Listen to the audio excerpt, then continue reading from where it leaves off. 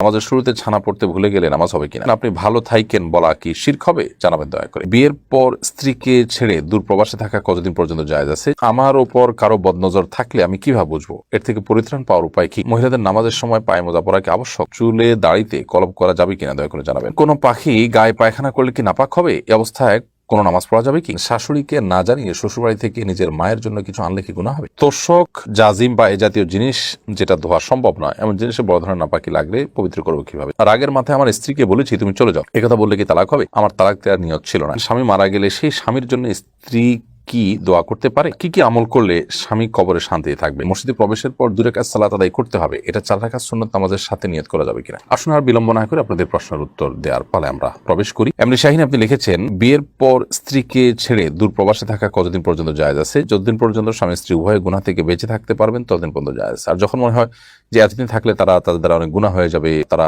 অনেকে অনেক ধরনের মাস্টারবেশনে অভ্যস্ত হয়ে যান, নানা ধরনের গুনাহে লিপ্ত হয়ে যান, তাহলে সেরকম পরিস্থিতি হয়ে গেলে ততদিন পর্যন্ত আসলে দুজন দূরে থাকা জায়েজ নয়, সম্পূর্ণ হারাম হবে। মাসুদ রানা আপনি লিখেছেন, আমার ওপর কারো বদনজর থাকলে আমি কিভাবে বুঝবো? এর থেকে পরিত্রাণ পাওয়ার উপায় কি? বদনজর থাকলে অনেক সময় দেখা যায় যে মানুষের মধ্যে অস্বাভাবিকত্ব আসে এবং কোনো সাধারণ ট্রিটমেন্টে সেটা রিকভার হয় না। তো এক্ষেত্রে উপায় হলো, যার বদনজর লেগেছে তার থেকে পানি, তার শরীর ধোয়া পানি নেবেন, তিনি হাত চুবানো পানি, অজু করা পানি কোনো বালতিতে সেটা নেবেন, সেটা আপনি আপনার গায়ে ঢেলে দিবেন, শেফার নিয়তে ইনশাআল্লাহ বদনজরের বিষয়টি কেটে যাবে। আল ইমরান আপনি লিখেছেন, কোন পাখি গায়ে পায়খানা করলে কি নাপাক হবে? এই অবস্থায় কোনো নামাজ পড়া যাবে কি? পাখি যদি পায়খানা করে তাহলে সেক্ষেত্রে খুবই পরিমাণে অল্প থাকে, খুবই অল্প থাকে। যদি পরিমাণে অনেক অল্প থাকে তাহলে সেক্ষেত্রে সে অবস্থা আপনি নামাজ পড়তে পারেন, কোনো অসুবিধা নেই। জোহরা লিজা লিখেছেন, শাশুড়িকে না জানিয়ে শ্বশুরবাড়ি থেকে নিজের মায়ের জন্য কিছু আনলে কি গুনাহ হবে?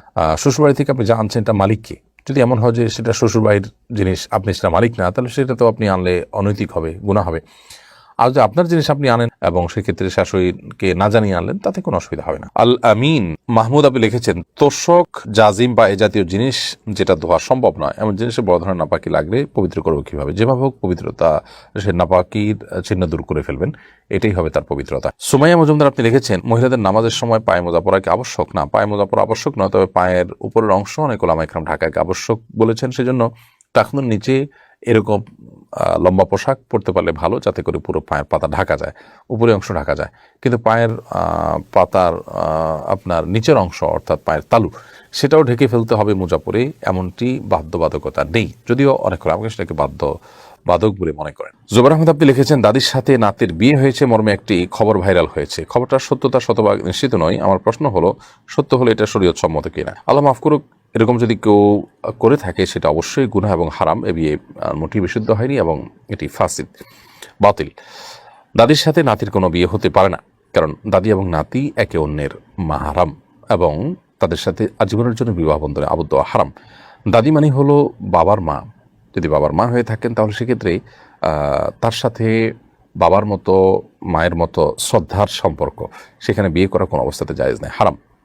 কিয়ামতের আগে অনেক হাস্যকর বিষয় আমাদেরকে শুনতে হবে এবং অনেক এমন অবাস্তব বিষয় এবং এমন আপনার বিদঘুটে বিষয় আমাদেরকে শুনতে হবে যা আসলে কিয়ামতের লক্ষণ এবং যা আমরা কখনো আশা করিনি এবং কল্পনাও করিনি। আল্লাহ তাআলা এই ধরনের ভয়াবহ বিষয়গুলো থেকে আমাদেরকে হেফাজত করুন। এরপরে উজ্জ্বল খন্দকার আপনি লিখেছেন, রাগের মাথায় আমার স্ত্রীকে বলেছি তুমি চলে যাও, একথা বললে কি তালাক হবে? আমার তালাক দেওয়ার নিয়ত ছিল না। রাগের মাথায় স্ত্রীকে বলেছেন তুমি চলে যাও, এতে আপনার তালাক হবে কিনা? প্রথমত তালাকের মাসআলা আমরা এর আগে বারবার বলেছি, মেহরবানি করে এটা সশরীরে কোনো ফতোয়া বোর্ডে গিয়ে, কোনো ফতোয়া বিভাগে, কোনো বড় মাদ্রাসায় গিয়ে, বড় কোনো মুফতির কাছে গিয়ে সশরীরে উপস্থিত হয়ে আপনি জানার চেষ্টা করবেন। কারণ এখানে অনেকগুলো বিষয় থাকে যে বিষয়গুলো আসলে এই সংক্ষিপ্ত পরিসরে উত্তর দেওয়া সম্ভব হয় না, সেটা আপনি লক্ষ্য রাখবেন। আর দ্বিতীয়ত হলো, আপনার তালাক দেওয়ার নিয়ত থাকুক বা না থাকুক, তালাক এমন একটা বিষয় যে তালাক আপনি যদি দেন, আপনার নিয়ত না থাকলেও মুখে উচ্চারণ করলে তালাক হয়ে যায়। তালাকুন জিদ্দুহুন্না জিদ্দুন ওয়া হাজলুহুন্না জিদ্দুন, সিরিয়াসলি করলে যা হবে, দুষ্টুমি করে করলে তা হবে।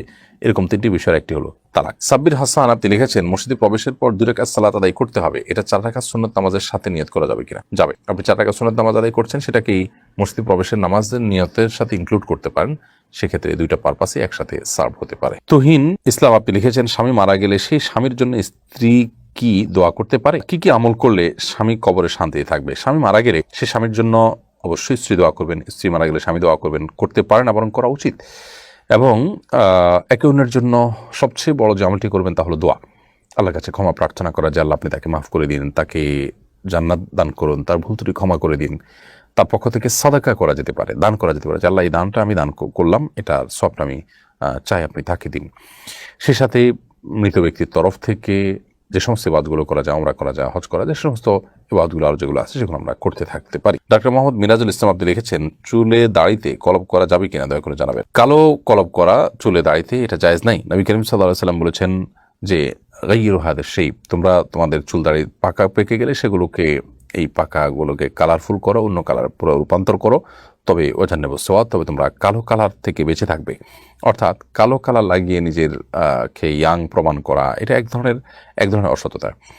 তো নবী করিম সাল্লাল্লাহু আলাইহি ওয়াসাল্লাম এটা নিষেধ করেছেন, সেটা আমরা সব ক্ষেত্রে মানার চেষ্টা করব। এমনকি একজন তরুণ বয়সে, তিনি আসলে তরুণ কিন্তু তার চুল পেকে গেছে, সেক্ষেত্রে তিনিও এটি করবেন না, যেহেতু নবী সাল্লাল্লাহু আলাইহি ওয়াসাল্লামের নিষেধাজ্ঞাটা ব্যাপকভাবে। এজন্য কোনো অবস্থাতে আমরা কালো কলব ব্যবহার করব না। তবে হ্যাঁ, মেহেদি বা অন্য কোনো কালার ব্যবহার করা যেতে পারে। এমনি আকরাম লিখেছেন, আপনি ভালো থাইকেন বলা কি শিরক হবে জানাবেন দয়া করে। দেখুন, কোনো মুসলমান যখন বলে যে আপনি ভালো থাকবেন, তখন তার উদ্দেশ্য থাকে আল্লাহ আপনাকে ভালো রাখুন, সেটা আমি কামনা করি। এই উদ্দেশ্যে ভালো থাকবেন যদি বলেন, তাহলে সেক্ষেত্রে এটা বললে শিরক হবে না। কিন্তু এটা যেহেতু দৃশ্যত মনে হচ্ছে যে ভালো থাকাটা এটা কারোর ইচ্ছার উপর নির্ভরশীল, এবং এখানে আল্লাহ নামটা উল্লেখ করা হচ্ছে না, সেজন্য এরকম না বলাই হলো উচিত এবং কর্তব্য ভালো।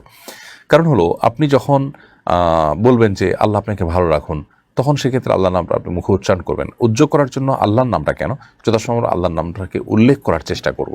বিশেষ করে সেকুলাররা যারা আল্লাহর প্রতি বিশ্বাস রাখে না, তারা এ ধরনের কথা বলে থাকে। আমাদের কথা যেন তাদের সাথে সাদৃশ্যপূর্ণ হয়, সেটা লক্ষ্য রাখা আমাদের কর্তব্য। মোহাম্মদ হাসান আপনি লিখেছেন, নামাজের শুরুতে ছানা পড়তে ভুলে গেলে নামাজ হবে কিনা। নামাজের শুরুতে যদি ছানা পড়তে কেউ ভুলে যান, তাহলে সেক্ষেত্রে তার সালাত হয়ে যাবে, কারণ সানা পড়া বা দোয়া ইস্তেফতাহ যেটাকে বলা হয় সালাত শুরু করার দোয়া, এটা পড়া কোনো ফরজ বা ওয়াজিব নয়, বিধায় সানা যদি কেউ পড়তে ভুলে যান নামাজ হয়ে যাবে। এমনি মারুফুজ্জামান মারুফ লিখেছেন, ছোট ভাই অন্যায় করলে বড় ভাই কি তাকে শাসন করতে পারবে, পারলে তার সীমানা কতটুকু। ছোট ভাই যদি অন্যায় করেন, তাহলে বড় ভাই অবশ্যই তাকে শাসন করতে পারবে, এবং বড় ভাই যেহেতু অভিভাবকের জায়গায়, বাবা, দাদা, চাচা, বড় ভাই, তারা সব অভিভাবকের কাতারে, বিধায় অভিভাবক হিসেবে তাদের শাসন করা এটা কর্তব্য। কিন্তু এর মানে এই না যে শাসন করতে গিয়ে জুলুম করার সুযোগ আছে, সেটা বাবার জন্য নেই, যে অধীনস্থ ছেলে বা ছোট ভাই তাদেরকে শাসন করতে গিয়ে কেউ অত্যাচার করবে, এরকম কোনো রাইট কাউকে দেওয়া হয়নি।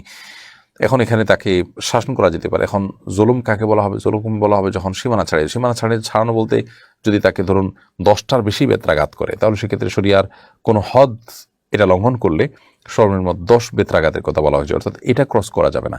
এর নিচে বেত্রাঘাত হতে পারে, সেটাও এমনভাবে হবে যে তার শরীরে রক্তক্ষরণ হওয়া, ক্ষতিগ্রস্ত হওয়া, হাত পা ভাঙা বা বড় ধরনের কোনো ক্ষতি করা, এরকম পর্যায়ে যদি চলে যায়, তাহলে সেটা অবশ্যই সীমালঙ্ঘন বলে বিবেচিত হবে। জাযাকুমুল্লাহু খায়রা। আসসালামু আলাইকুম ওয়া রাহমাতুল্লাহি ওয়া বারাকাতুহু।